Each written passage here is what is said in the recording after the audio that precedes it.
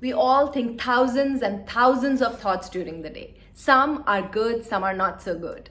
Interestingly, in a study done by Alison Ledgerwood, she is a behavioral psychologist, she found that people can easily switch from good thoughts to the bad thoughts, but it is really difficult and makes an effort to switching from bad thoughts to the good ones.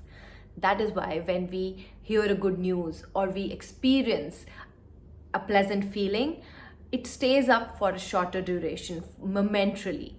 But when we stumble upon a bad experience or hear a bad news, it stays with us for a longer duration because our mind has a habit of clinging on to the negative emotion much more intensely.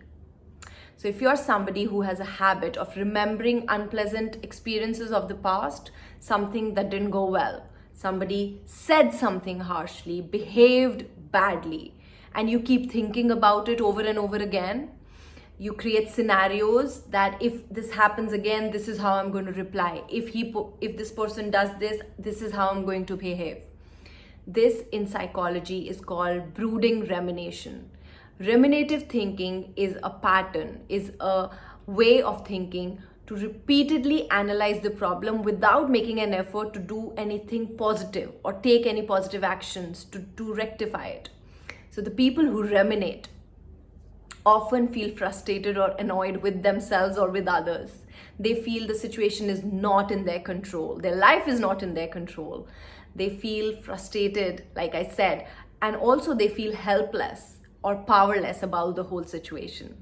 So if you find this relatable, here are 3 simple things that will help you deal with it in a much more powerful way. Number 1, write down your thoughts and your feelings.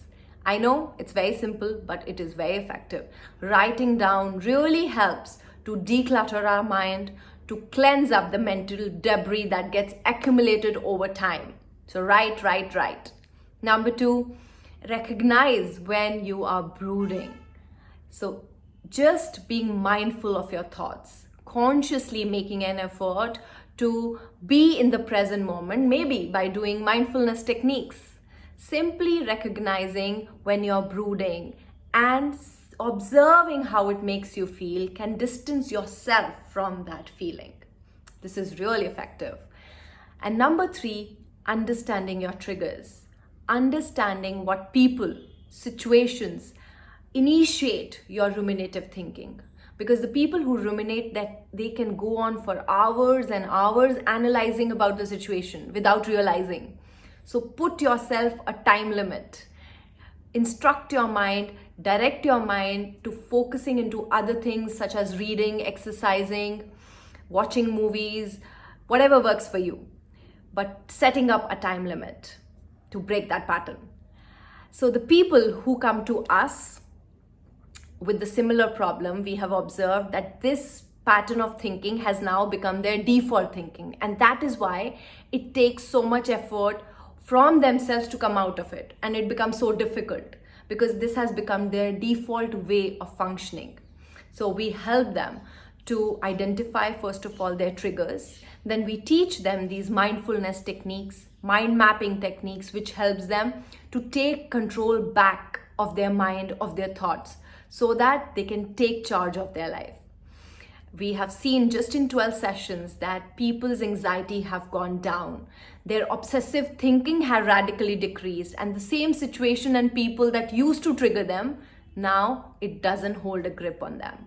So if you find this relatable, if you find that this is something that you need to work upon, you can get in touch with us. You can direct message us on LinkedIn or Instagram, or book an absolutely free slot of 15 minutes to discover and know more about it through our website, and we'll be happy to work with you, because everyone deserves a sharp, strong mind, feel good about themselves and be happy.